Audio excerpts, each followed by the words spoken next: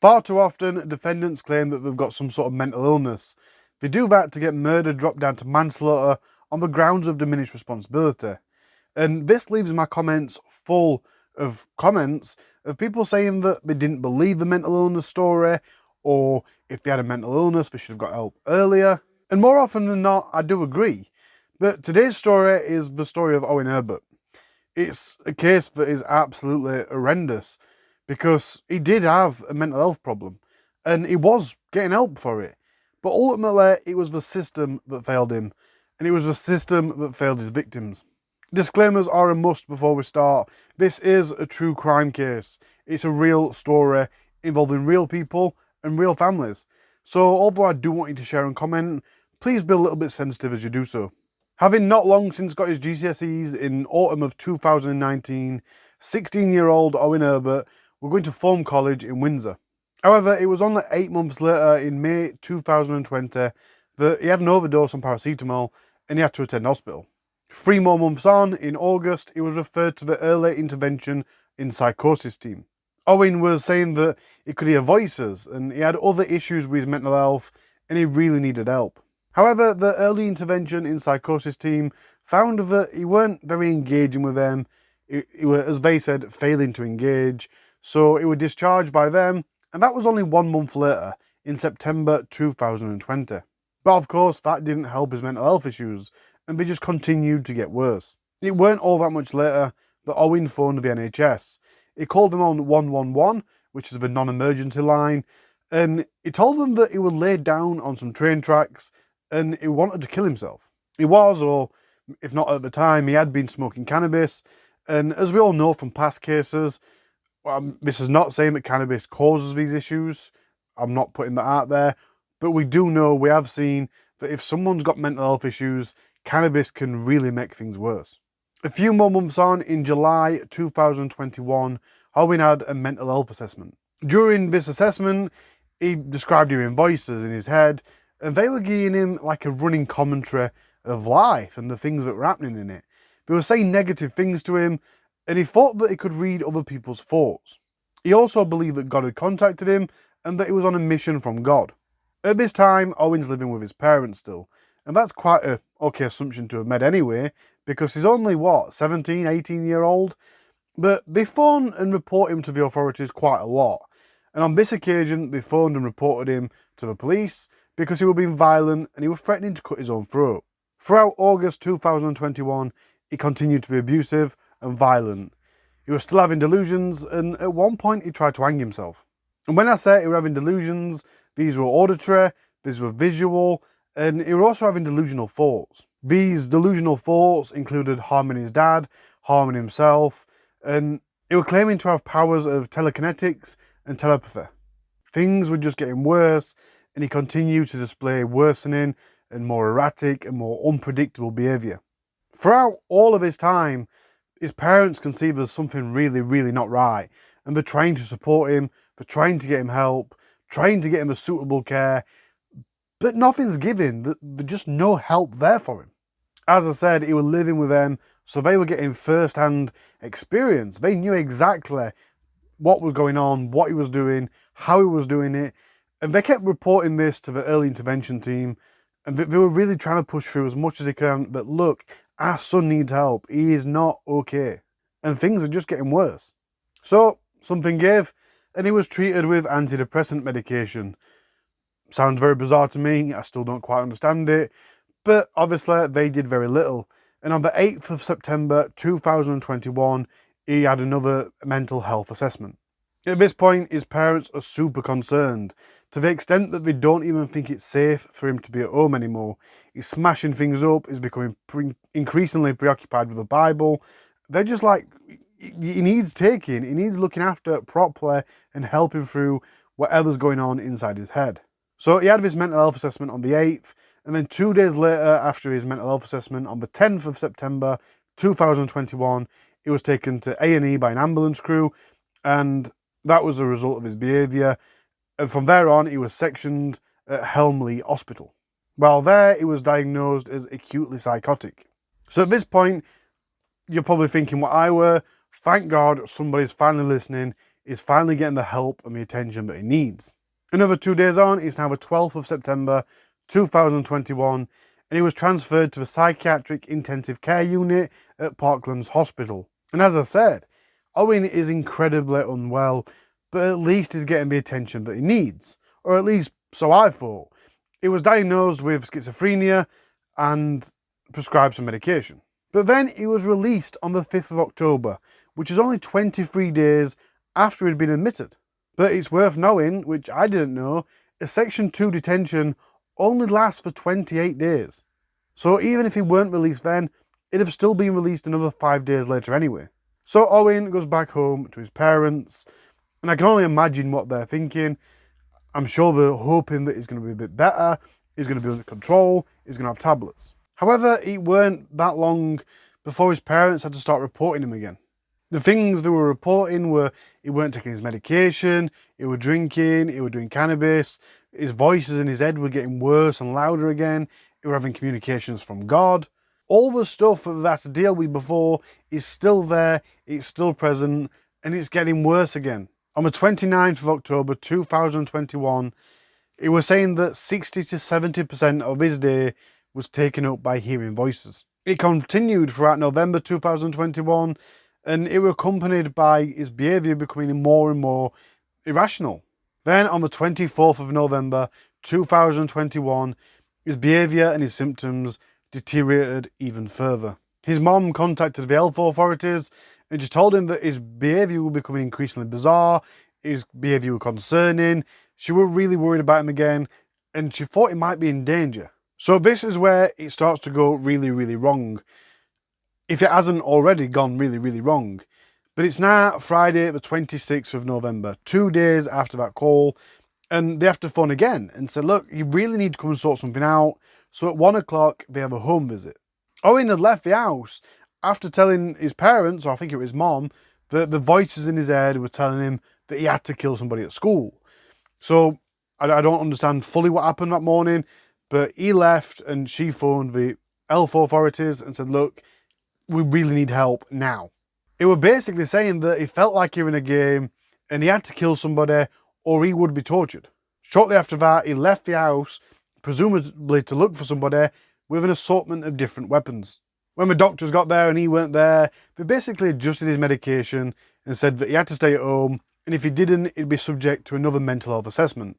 And I think at that time, he were back at home and they said this to him. But 2.5 hours down the line, at 3:30 in the afternoon, his dad called him again and reported that he tried to leave the house with a 4-inch knife. His dad had managed to take this knife off him, which I imagine must have been really, really scary for his dad. But his dad took this knife off him, but then he managed to get a claw hammer, he left the house with that, and now he's missing. So obviously his dad's on the phone to these and he's like, look, it's not safe for him to be home. He's really protesting and he's really pushing that my son needs help, or he's going to end up hurt, or somebody else is. Less than an hour later, his mom had to phone again to the early intervention team. It's about 4:20, and she's like, look, he's still missing. Can you please come and help and do something? We are so worried. Unbeknown to them, 10 minutes later, Owen was seen by a member of public in the park, partially clothed. They reported that his behaviour was erratic and bizarre, and then shortly after that, at 4:45 in the afternoon, Owen returned home. The police and another doctor arrived at the house, and he said to them, look, I might have to do a massacre. And he also said he's going to have to murder everyone. 4.5 hours down the line, it's now 9:15 on Friday night. He has a mental health assessment, which is done by 2 doctors and an approved mental health practitioner at his parents' house. All 3 mental health professionals agreed that he needed to be detained in hospital for both his own and everybody else's safety. So once again, Owen was sectioned under the Section 2 of the Mental Health Act. His parents were fully supportive of this decision and they agreed that he should be sectioned, but they expressively told the doctors that he was a really, really high risk of harming himself or somebody else. And both the doctors agreed that Owen was really high risk. They believed that he was going to a psychiatric intensive care unit at Parklands Hospital. That's where he were not too long ago. And off he went. So let's zoom out a second And just look at what's happened so far. It's only been 18 months, from May 2020 to November 2021, a year and a half. He's already attempted to take his own life on multiple occasions. He's been sectioned once. His parents have continuously contacted the authorities and the mental health doctors and whatever else and said, look, he needs help. And now he's finally getting help, but only because he's left the house on 2 occasions on the same day with weapons, trying to find people to kill. And I assume it's only a good thing that he's been so open about this. Owen's never, from what I've read, he's never tried to hide his issues. He's always been quite open, especially to his parents and to the doctors, of what he's going through. So this ambulance that the medical professions had already arranged to stand by pulls up, he gets in, and it takes him to Parklands Hospital. Let's not forget, everyone at this point thinks he's going to a high secure unit at the mental health hospital. However, when he gets to Parklands Psychiatric Intensive Care Unit, they refuse to admit him. Instead, he did stay at Parklands, but it was on the Juniper ward, which is a far less secure unit with a lot less staff per patient ratio. In essence, it's a mental health ward for patients that are deemed to be low risk to themselves and others. Also, he weren't seen by the on-call doctor. Now, we can see how much of a failure that is, surely, because as I was reading through, I was like, what? You have failed so badly, so badly. Not only have you not put him in the high secure unit where the doctors have said he needs to be, you've also not got him seen by a doctor. So it's like a ticking time bomb that you've just put in your bedroom. We don't know what to do with it, so we'll put it in his bedroom for the time being. That is absolutely ridiculous. And it could have never ended well. And if it did end well, it was just pure luck. Hours later, at 3:41 in the morning, so we're now in the early hours of Saturday the 27th, just after the 9th of the 26th where he's been admitted, and he was captured on CCTV entering another patient's room. This patient was 61-year-old Mr. Knight. Mr. Knight, who let's not forget, is a patient on a mental health ward. He wakes up with Owen trying to strangle him with his hands. And then after trying with his hands, he tried to smother him with a pillow over his face. Mr. Knight struggled the best he could, but he couldn't get Owen off. He did survive though, and he later on said that during that moment he couldn't breathe and he genuinely believed he was about to die. Luckily for Mr. Knight, another patient heard the commotion and they came into Mr. Knight's room. And Owen stopped. He stopped strangling Mr. Knight and he got up and he walked out of the room at 3:42 in the morning. So that's only less than 2 minutes while he's been in that room, and he's just got up, he's walked out and gone back to his own room. Now, I know that I've just said that's only 2 minutes, but I imagine for Mr. Knight, it was a lot longer than 2 minutes, or at least it felt a lot longer than 2 minutes. According to the CCTV, it was only 2 minutes. Less than 2 minutes. Obviously, it says 1 minute by the clock, but it could easily be 1 minute 50. So Mr. Knight and this other patient that had witnessed this go straight to the control centre area where the staff are, and they said, look, this has just happened. Again, this is another point of the story, point of the case, where the people in charge could have sorted this out. But what they did is they went down the ward, made sure everyone were in the rooms, and then didn't seem to do anything. As far as the court were concerned, they couldn't see anything else that had been done. So another 13 minutes on from when Owen had left Mr. Knight's room. It's now 3:55, 5 minutes to 4 in the morning, and CCTV once again captures Owen entering 63-year-old Richard Laversuch's room. Richard Laversuch is laid on his bed in his hospital room, and Owen walks up to his bed and starts strangling him. The other patient that had essentially saved Mr. Knight hears the commotion again. He knows what's happening, so he runs, raises the alarm and gets help. He dashes back, he tries to help Richard. The other staff members also arrive and they try and save him. But Owen's got a very strong grip around Richard's neck. So they struggled a great deal, and eventually they did succeed. And they did try to revive Richard, but it was too late. Owen had killed Richard Laversuch. At this point of Richard's life, he is a really physically frail man. He was asleep when Owen attacked him. So for all intents and purposes, he was completely powerless against Owen. A staff member that were working on a different ward was one of the staff members who responded to the alarm. This was in the immediate aftermath of Richard being killed. She comes along, she sees Owen with a fixated stare. It was dazed with a blank expression. She could see that there's something clearly not right here. She spoke to Owen, and in response, he punched her in the face, giving her a nosebleed. The police were then called at 4:07, and Owen has been detained ever since. He was initially detained at Ravenswood Hospital, and then because of a risk he presented to others, he was moved to Broadmoor, which as far as I know, is where he is now. We haven't had time in this case yet to pay tribute to Richard Laversuch, so we're going to do that now. He said that Richard was kind, intelligent and thoughtful. He was caring and a good listener. His family wrote a statement which the police released. Though he struggled with his health throughout most of his adult life, his first thought was always for the well-being of others. He both volunteered for and worked in elderly care, and he touched the lives of all those he encountered. He loved political disclosure, music and general knowledge. One of his great loves was participating in the pub quiz with his friends. He followed Bath rugby, practiced meditation and yoga, and passionately supported the Free Tilbert campaign. He will be missed greatly by his family and friends. So what happened to Owen Herbert? He's in Broadmarsh, which is the highest security prison. But how do you sentence somebody in this situation? The way I see it is, although he has killed somebody, he was sent to a high security mental hospital. He hadn't done anything wrong up to that point. He was just in the need of help. The entire point was to lock him up in a way that he couldn't harm anybody else, because his head was in such a dark place that it was likely was going to. He wasn't locked up because he'd done things wrong. He was locked up for his and everyone else's protection. But those that locked him up didn't really lock him up. And this is how it happened. So like I said, how on earth do you sentence somebody that went for help and came out a murderer?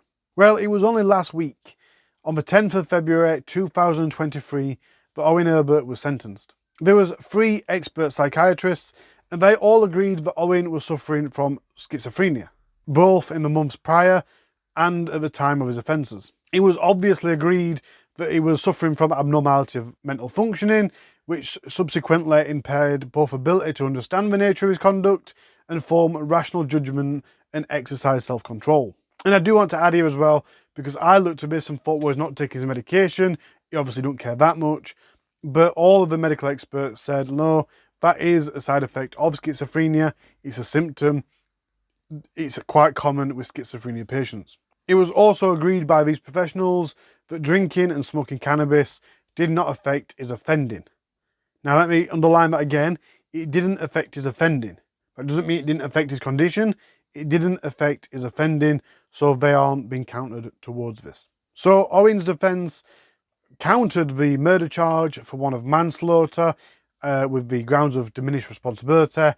That was accepted, so Owen pled guilty for manslaughter. With all things considered, the judge determined Owen's culpability for the manslaughter was low, which I think is fair, unless none is an option.